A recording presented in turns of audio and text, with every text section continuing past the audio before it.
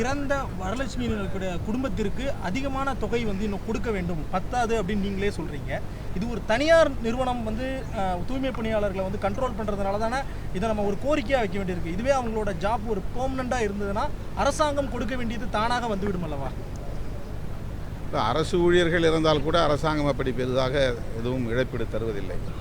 அதற்கும் நாம் போராடித்தான் பெற வேண்டியிருக்கிறது. பல கோரிக்கைகளை வலியுறுத்தி தான் பெற வேண்டியிருக்கிறது. இந்த பணிகளை, தூய்மை பணியாளர்களை பணி நிரந்தரம் செய்ய வேண்டும் என்று இன்றைக்கு நேற்றைக்கல்ல, அரசாணை 152 பிறப்பிக்கப்பட்ட நாளிலிருந்து விடுதலை சிறுத்தைகள் போராடி கொண்டிருக்கிறோம். GO 152 என்று சொல்லப்படுகிற அந்த அரசாணை தான் நகர்ப்புறங்களில் தனியார் வசம் ஒப்படைத்து அந்த பணிகளை செய்வதற்கான வழிவகை செய்கிறது. ஆகவே அந்த அரசாணையை திரும்பப் பெற வேண்டும் என்று சட்டமன்றத்திலும் விடுதலை சிறுத்தைகள் கட்சியின் சார்பிலே வலியுறுத்தி இருக்கிறோம். மதுரை, சென்னை போன்ற பெருநகரங்களில் ஆர்ப்பாட்டங்களை நடத்தியிருக்கிறோம். இப்போது அண்மையிலே நடைபெற்ற போராட்டத்தில் 3வது நாளில் இருந்தே 13வது நாள் வரையில் 10 நாட்கள் தொடர்ந்து விடுதலை சிறுத்தைகள் அந்த களத்திலே நின்றிருக்கிறோம். அமைச்சர்களோடு பேசியிருக்கிறோம். முதலமைச்சரின் கவனத்திற்கும் எடுத்து சென்றிருக்கிறோம்.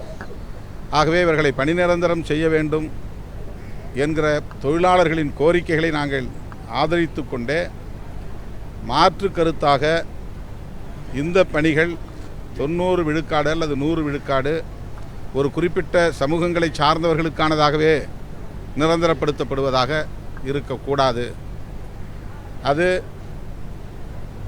ஏற்புடையதில்லை என்கிற கருத்தை விடுதலை சிறுத்தைகள் கட்சியின் சார்பிலே நான் எனது பிறந்த நாள் விழாவில் பதிவு செய்தேன். இன்றைக்கும் நான் அந்த கருத்திலே உறுதியாக இருக்கிறேன். அதாவது இப்போதைக்கு அவர்களுடைய கோரிக்கையை நாங்கள் ஆதரிக்கிறோம். தொலைநோக்கு பார்வையோடு இதனை அணுக விரும்புகிறோம்.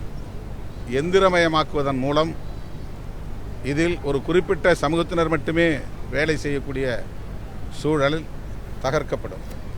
யாரெல்லாம் தொழில்நுட்பத்தை கற்றுக்கொள்கிறார்களோ அவர்கள் எல்லோரும் இந்த வேலையை செய்ய முடியும் என்கிற நிலையை பிற்காலத்திலே உருவாக்க முடியும், எதிர்காலத்திலே உருவாக்க முடியும்.